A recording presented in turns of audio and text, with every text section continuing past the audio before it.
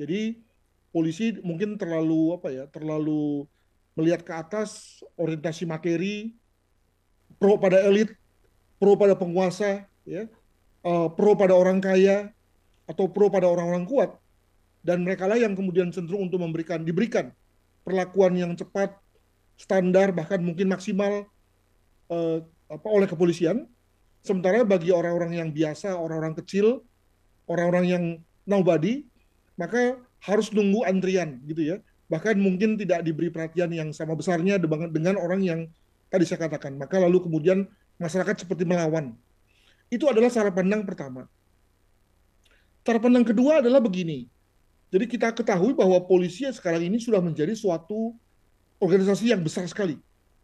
Semua dikerjakan, ya, mulai dari yang bersifat preemptif sampai represif, mulai dari yang bersifat hulu hingga hilir, mulai dari yang bersifat bersifat layanan publik hingga layanan khusus.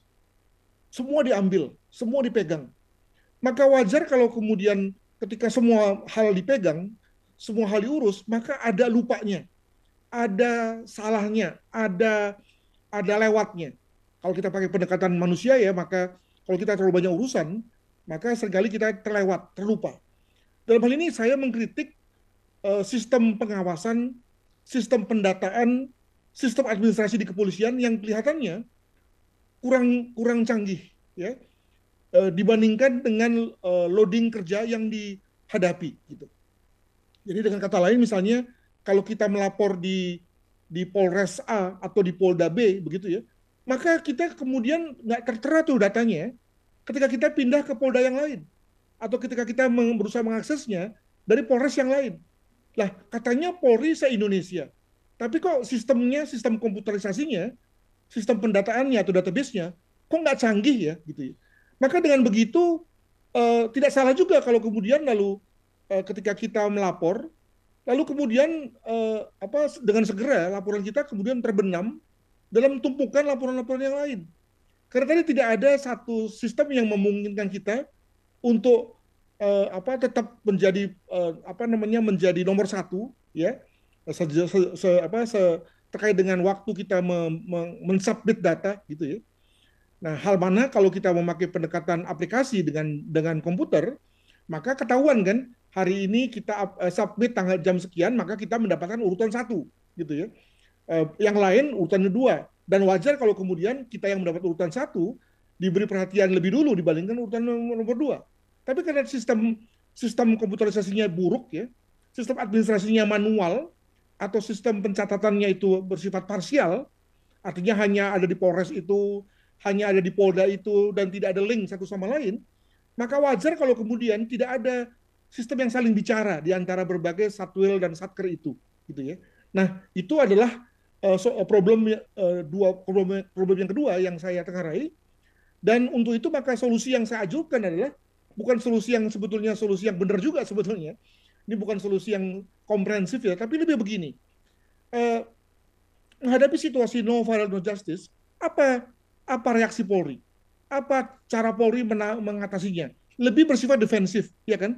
Lebih bersifat menganggap bahwa nggak benar tuh, gitu ya. Kami sudah bekerja apa adanya kok. Kami bekerja sesuai dengan perhatian kok. Padahal sudah jelas-jelas bahwa suatu tindakan penahanan, tindakan penyidikan itu dilakukan segera setelah satu kasus viral, gitu ya. Tapi polisinya masih masih bisa ngeles aja tuh, gitu ya. Nah, maka bagi saya begini, apa nggak lebih bagus Polri jangan defensif, jangan menolak, tapi ditampung saja, dijadikan sebagai mekanisme untuk menerima laporan saja, ya. Justru dengan begitu, maka kecenderungan Polri tadi ya untuk menjadi organisasi yang elitis menjadi berkurang.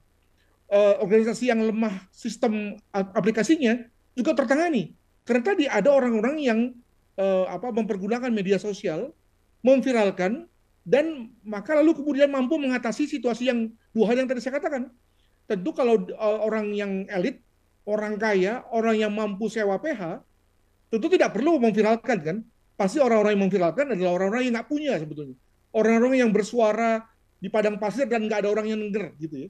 Barulah kemudian mereka memviralkan gitu ya. Demikian juga orang yang sudah 2 tahun 3 tahun melapor tapi nggak ada respons, barulah mereka memviralkan. Nah, dengan kata lain, maka marilah kita melihat kegiatan viralisasi itu justru sebagai satu cara untuk menutupi kelemahan Polri terkait dengan dua hal yang tadi saya katakan. Nah, maka dengan begitu lalu alih-alih ditutupi, alih-alih disangkal, malah menurut saya Polri sebaiknya mengundang orang untuk memviralkan, ya, agar dengan demikian lalu Polri tahu tuh mana kelemahan dia, dan juga jangan lupa bahwa apakah kalau sudah viral lalu kemudian kasusnya pasti benar, kasusnya pasti ditangani, kan belum tentu juga. Jangan-jangan sebetulnya itu hanya versi si pihak-pihak yang viral saja. Begitu kemudian Polri melihat kembali kasusnya, contoh misalnya pada kasus Vina lah, ya, pada kasus Vina dan siapa satu lagi itu, korban yang meninggal itu di Sukabumi. Nah, kan Iki. nggak, ya kan nggak jalan juga kan, nggak bisa juga kemudian pengadilan mengabulkan PK dari mereka, gitu ya. Artinya tetap kembali kepada duduk perkara secara formal maupun material. Tapi paling tidak dengan diangkatnya satu kasus, paling tidak masyarakat sudah terpuaskan, sudah merasa mendapatkan penyaluran, ya, daripada kemudian mereka dongkol ya sekian lama, kasusnya seperti tidak jalan di tempat. Demikian. Tapi ada kaitannya juga nggak, Prof? Misalnya kayak tadi kalau orang kaya akan didahulukan. Apakah ini juga ada kaitannya dengan faktor ekonomi dari polisinya sendiri, ataupun memang kurang orang juga di institusi polisi sendiri?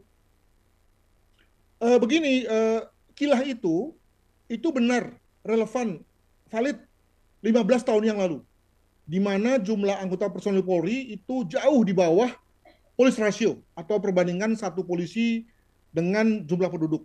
Ya. Demikian juga ketika 15 tahun yang lalu, jumlah anggaran operasional Polri itu juga jauh dari estimasi. Dan juga jangan lupa bahwa berbagai infrastruktur Polri seperti misalnya mobil, telekomunikasi, forensik, identifikasi itu juga jauh dari kecukupan. Maka wajar kalau kemudian polisi mengatakan bahwa kami kekurangan anggota, kami tidak punya biaya, kami tidak punya peralatan dan seterusnya. Namun dewasa ini 15 tahun kemudian itu tidak lagi menjadi isu. Tidak lagi menjadi isu. Kalau kemudian ada satuan wilayah ya yang masih kekurangan anggota dewasa ini, maka pasti boleh dibilang pasti utilisasi daripada personil itu salah, ya. Terlalu banyak anggota yang kalau dalam bahasa saya itu terlalu banyak anggota yang di BKO-kan, ya. Di apa ditempatkan di menjadi SPRI, ya, menjadi ASPRI, menjadi pasukan pengawal dari pejabat, baik itu di pusat maupun daerah gitu ya. Alih-alih melayani publik, malah mereka menjadi orang yang mengawal pejabat. Dengan kata lain, saya menduga bahwa terjadi salah utilisasi, salah tempat ya dari SDM yang sudah banyak itu. Demikian juga dari sisi dana-dana operasional. Jangan-jangan sebetulnya dana operasional untuk reskrim itu kemudian tersedot untuk hal-hal yang lain-lain, ya. Mungkin tersedot untuk kegiatan pencegahan, kegiatan preemptif dan seterusnya. Bukan berarti itu tidak penting ya, tapi kita bicara mengenai bahwa kasus sudah terjadi, ada orang yang sudah jadi korban dan kemudian melapor, maka mereka harus diberi satu tempat tertentu sebetulnya, ya. Untuk itu maka ketika kemudian negara sudah memberikan cukup dana untuk penanganan kasus baik itu yang bersifat kecil, menengah dan besar, maka kalau kemudian misalnya begini ya, pada bulan 6 saja, lalu kemudian ada satu yang bilang bahwa kami nggak punya lagi dana untuk mengurus kasus. Wah, itu pasti sudah salah penggunaan itu, ya. Jadi dengan kata lain, saya juga ingin mengatakan kepada masyarakat, jangan percaya kalau kemudian ada satwil, satker yang buru-buru mengatakan bahwa kami kurang orang, kami kurang dana, kami kurang alat. Karena itu sebetulnya alasan-alasan usang, alasan-alasan yang khas 15 tahun yang lalu. Demikian. Oke, Prof, satu lagi, Prof, soal penembakan yang dilakukan oleh aparat sipil yang di Tangerang kemarin, oknum TNI AL, kemudian juga waktu di Semarang, polisi yang nembak siswa, itu juga apa yang terjadi akar masalahnya di mana ketika aparat bisa melakukan penembakan kepada warga sipil? Ya saya kira begini ya, kalau kita ambil analogi dengan uang palsu ya, maka dalam konteks uang palsu itu sebetulnya Bank Indonesia maupun bank-bank sentral di berbagai negara itu sebenarnya punya persentase. Bahwa kalau uang palsu dibandingkan dengan uang asli, itu masih mencatat 1/100.000 per mil, gitu ya. Jadi dengan kata lain dari setiap 1 juta lembar itu kemudian ditemukan 1 2 lembar kasus, 1 lembar uang palsu, it's okay lah, it's okay, ya. Artinya apa? Memang itu tentu tidak berarti tidak tentu itu harus ditanggapi serius ya. Namun tidak mungkin juga orang sampai nol ya. Pasti ada saja orang yang walaupun rambutnya sama tapi hati siapa tahu kan. Pasti ada juga orang yang lalu menggunakan mencoba-coba untuk membuat uang palsu. Nah, demikian juga dalam konteks penggunaan pemilikan senjata api ya. Jadi betapapun anggota TNI Polri itu sudah dilatih, dites IQ, lalu kemudian dibiasakan untuk melihat bahwa senjata itu adalah senjata yang mohon maaf mirip dengan istrinya sendiri, istri kedua gitu ya. Tapi tentu ada saja yang kemudian lalu menyalahgunakannya for various reasons. Tapi sepanjang estimasinya masih di bawah perkiraan, maka it's okay gitu ya. Saya menduga bahwa sebetulnya jumlah jumlah anggota Polri dan TNI yang menyalahgunakan senjata yang dipegangnya itu masih jauh dari serius gitu ya. Nah, maka oke lah kita kemudian tangani kasusnya, kita adili oknumnya dan kita obati korbannya, tapi lalu kemudian seperti halnya apa ya apa me, me, mencari tikus tapi lalu membakar gudangnya gitu ya. Ada masyarakat yang mengatakan bahwa tarik semua senjata dari polisi. Wah kacau itu. Kalau semua polisi nggak punya senjata, yang senang maling loh, gitu kan. Nah, jadi dengan kata lain kita proporsional saja bahwa memang ada anggota polisi yang salah, demikian juga anggota TNI yang bermata gelap dan seterusnya. Tapi jangan lalu kemudian kita mengambil generalisasi atas semua itu. Demikian.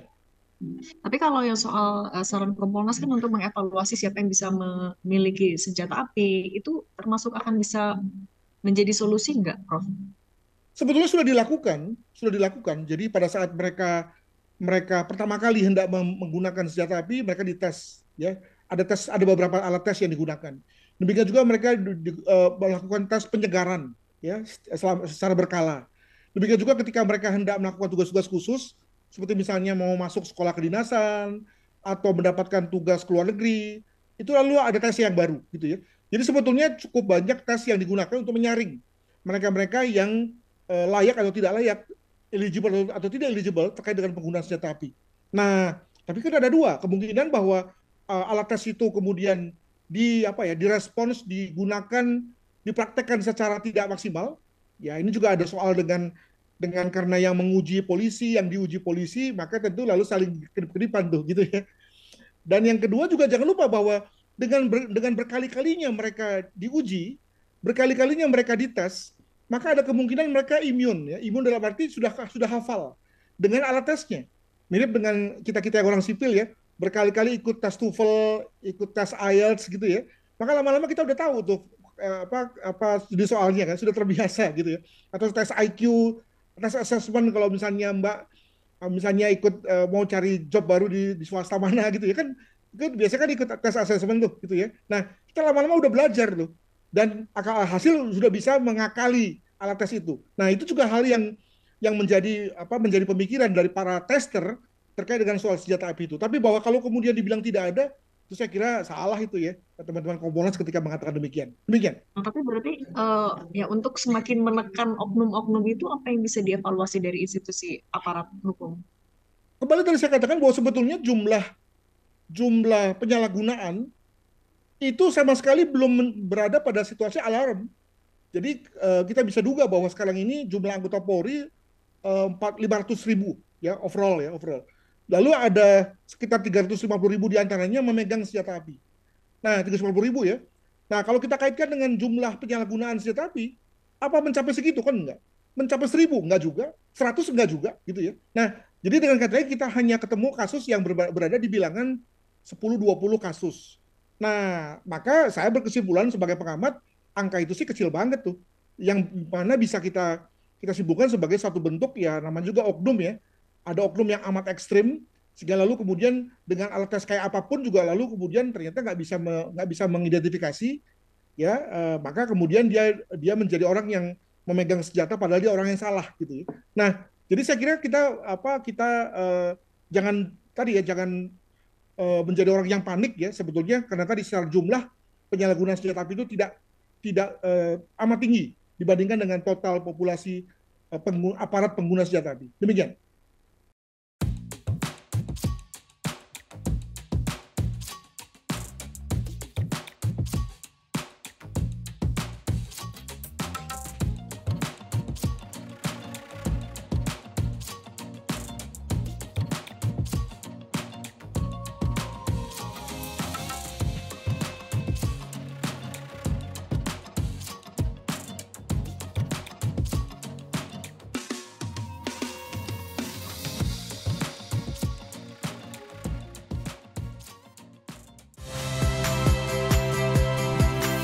Saya Tifa Solesa. Saksikan program-program Kompas TV melalui siaran digital, pay TV, dan media streaming lainnya. Kompas TV, independen, terpercaya.